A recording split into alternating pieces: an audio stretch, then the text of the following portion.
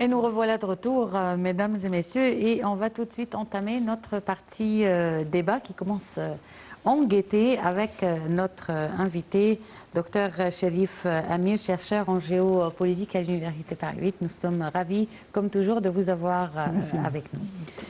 Donc aujourd'hui, l'Égypte participe à deux manifestations mondiales excessivement importantes, le G7 et la TICAD.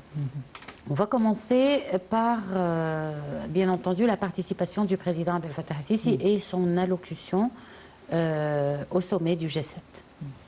D'abord, il y a deux bonnes nouvelles dans la question du G7. La première, c'est que ce n'est plus un club des riches.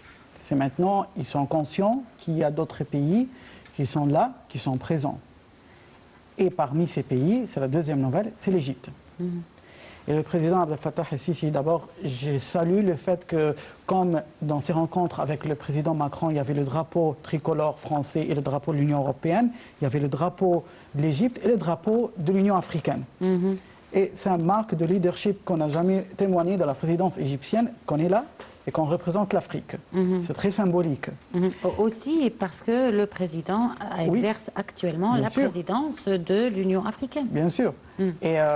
Et c'est une reconnaissance de l'Égypte envers l'Afrique. On ne va jamais l'oublier pour l'Égypte et pour le président el-Sisi, qui n'a pas oublié l'Afrique dans ce sommet des grands chefs d'État. Le président el-Sisi était présent dans toutes ces réunions, et il y avait des réunions bilatérales avec ses homologues français, italiens, allemands. Et africains aussi. Africains aussi, bien sûr, parce qu'il écoute, pas les plaintes, mais les demandes du continent sur les questions envers ces pays-là qui ont une responsabilité envers l'Afrique. Vous m'avez demandé sur l'allocation du président. Le président était très clair sur plusieurs dossiers. D'abord, le dossier libyen, qui était très présent dans son discours. C'est un dossier africain, arabe, moyen-oriental, méditerranéen. Et aussi international, bien sûr, vu la situation du pétrole pour la Libye. Je trouve que le président était clair sur le point qu'il faut faire deux choses en même temps, parallèlement. Le combat du terrorisme et le développement. On ne peut pas laisser l'État libyen dans le chaos comme ça. Le président avait dit depuis 2014, depuis qu'il est devenu président de l'Égypte, c'est que la situation en Libye menace nos partenaires européens avant que ça nous menace nous. Bien sûr, on a les menaces, mais on vit avec. C'est-à-dire on a heureusement une force armée excellente dans sa technologie et dans son méthode de combat, et on est présent sur les frontières ouest. On bloque les vagues de terroristes qui ont essayé à plusieurs reprises nous faire la pression, mais en même temps, nous avons plaidé pour la cause libyenne. La cause libyenne, c'était d'abord d'accepter la personnalité de maréchal Khalifa Haftar en tant que représentant du peuple libyen actuellement. Deuxièmement, et ça a réussi, parce que moi je connais en France que c'était un persona non grata, c'est-à-dire que personne ne voulait le rencontrer. Mais heureusement maintenant, le président Macron lui-même, il rencontre Khalifa Haftar à l'Élysée. C'est un succès de la diplomatie égyptienne remarquable. Le deuxième point, c'est l'embargo des armes imposé sur le régime Kadhafi, et que maintenant, il n'y a plus cette raison, et maintenant ça existe toujours. Alors nous, on va continuer la pression, ce n'est pas pour enflammer la situation, mais pour que le peuple libyen ait la possibilité de se défendre. Et l'Égypte soigne très bien ce point, c'est qu'il faut une représentation de défense nationale libyenne qui réunit tous les jeunes de la Libye, parce que la situation qui est des factions ou des mentalités tribales ou même crime organisé, ça va nuire à tout le monde. La solution, c'est de créer une armée nationale libyenne qui a fait preuve de succès à Benghazi, certes, et aussi, parce que ça fait mal à certains de nos ennemis en Turquie ou au Qatar, c'est la question du pétrole. Parce qu'on sait qu'il y a le marché noir du pétrole par des navires qui passent pour la Turquie et pour le Qatar après. Alors on sait très bien que déjà, on travaille sur cette sécurité qui est aussi fait un barrage à l'immigration clandestine qui menace l'Europe tout entière. Bon, d'après vous, que signifie l'invitation du président pour participer à ce sommet? D'abord, c'est une reconnaissance du rôle du président El-Sisi en tant que personne, pas uniquement président de l'Égypte ou président de l'Union africaine. Il a un caractère avec du charisme, il a entretenu des débats et des négociations très dures depuis 2014 lorsque personne en Europe a voulu nous écouter. Et nos ennemis à l'extérieur, ils ont cru qu'on sera un État isolé. Heureusement pour nous et malheureusement pour eux, on a pu maintenant voir une invitation G20 en Tokyo, G7 en France, et maintenant une réunion au sommet de Tikada en Japon, et on est le président de l'Union africaine. C'est un fiasco pour leur stratégie nuisible à l'Égypte, ça ne marche plus. Bon. Ça grâce à sa personnalité lui-même. Mais qu'est-ce qui a fait, d'après vous, ce retournement de la situation vis-à-vis de l'Égypte? Qu'on était très honnête, le président Abdel Fattah el-Sisi était très honnête dans ses discussions avec ses homologues européens. En 2014? Depuis 2014, lorsqu'il a commencé à dire le terrorisme, ce que l'Égypte prend comme mesure, vous allez voir, vous tous, vous allez prendre les mêmes mesures. Le temps a prouvé qu'il avait raison. En 2015, il y a eu les événements tragiques de terrorisme en France. La France a pris les mêmes étapes. Même chose en Europe avec l'immigration clandestine et les éléments de Daesh qui ont infiltré le vieux continent. Il a prouvé qu'il avait raison. Deuxième point qui est très important, c'est qu'on n'a pas fait le chantage que la Turquie avait. On n'a pas dit aux Européens, écoutez, si vous allez nous aider, on va arrêter l'immigration clandestine ou faire la guerre au terrorisme. Non, on n'a pas fait ça. Ce qu'on a fait, c'est qu'on a dit, on va faire notre devoir. Vous allez voir que l'Égypte a un rôle primordial. Vous allez nous remercier après, parce que vous savez que notre rôle est un garant de paix et de sécurité. Et la doctrine des forces armées égyptiennes, c'est toujours comme ça. Se protéger la souveraineté de l'Égypte, et on n'a pas l'idéologie d'agression ou quoi que ce soit. Alors c'est pour cela, maintenant, tous les États nous font confiance à avoir l'équipement militaire le plus sophistiqué, parce qu'ils savent très bien, c'est dans les bonnes mains, entre les bonnes mains des gens qui savent travailler sur ces méthodes. Le président ici était très honnête sur ces deux points. On ne fait pas de chantage, c'est qu'on va faire la guerre au terrorisme. Et la troisième chose, c'est que c'est une guerre idéologique.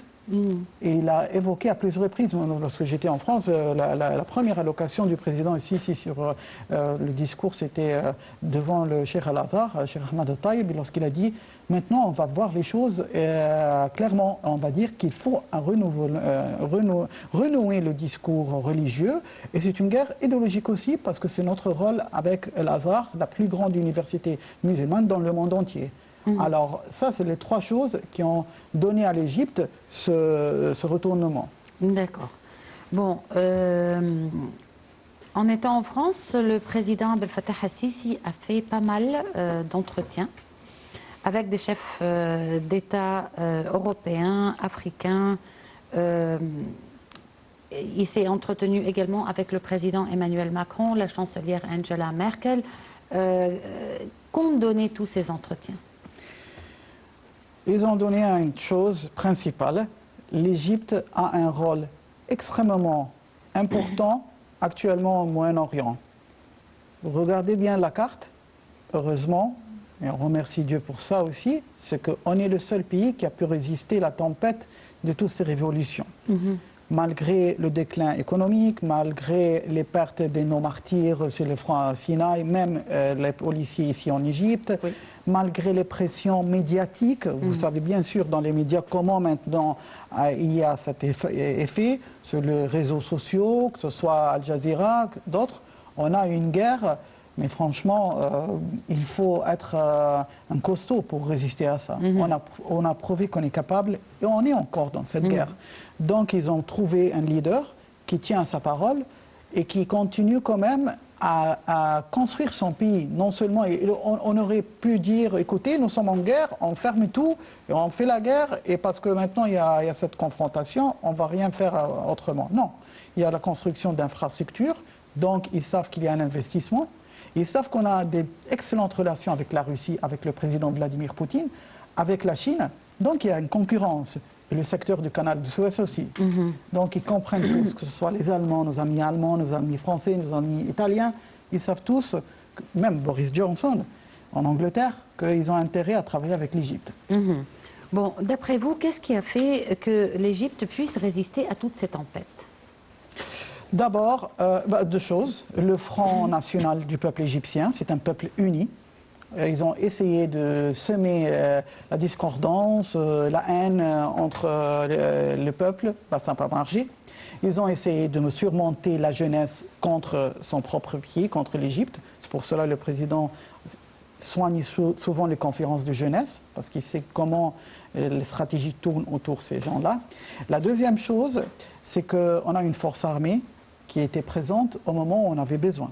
Ce n'est pas une force armée qui a nuit à l'État, au contraire, c'est une force armée qui était présente pour aider le peuple, pour écouter le peuple, depuis la révolution de 2013, 30 juin 2013, et on a vu comment c'était une armée patriotique qu'on ne peut pas diviser du peuple. Et moi, je le sais par expérience, lorsqu'on échange avec beaucoup de chercheurs, de nos amis chercheurs à l'étranger, on nous a dit, bah, écoutez, l'Égypte, c'est un énigme dans cette région. Je dis, pourquoi? Je dis, parce que tout simplement, en Irak, on a pu diviser les chiites et les kurdes et les sunnites les uns contre les autres. Il n'y avait plus de l'armée. De même, là-bas, en Syrie, on fait la même chose au Yémen, la même chose au Liban, en Libye aussi. En Égypte, on n'a pas réussi à le faire. Oui, c'est vrai. Alors, ça montre que nous sommes un peuple uni. Nous avons une force armée qui sort de nos maisons. Chaque maison égyptienne a des martyrs, a des officiers de police ou de l'armée. Donc c'était une force armée du peuple et émane du peuple. Donc c'était très difficile de combattre tout ça et heureusement qu'on a tenu. Heureusement. Oui. Bon, on va passer maintenant à la visite du président. Il est arrivé ce soir au Japon et donc le sommet de la TICAD commencera demain.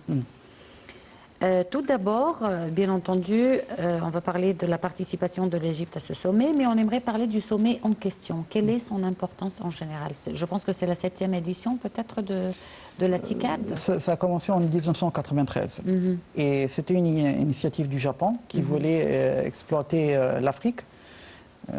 Mais disons que la Chine était plus rapide dans ce domaine. Mais c'est jamais trop tard, nous sommes ouverts pour la coopération avec tout le monde. Alors l'importance de ce sommet, c'est que l'Égypte est présidente... Je vais vous arrêter parce qu'on me dit de prendre une toute petite pause pour quelques secondes, apparemment pour régler quelque chose de technique, et on reprend tout de suite après.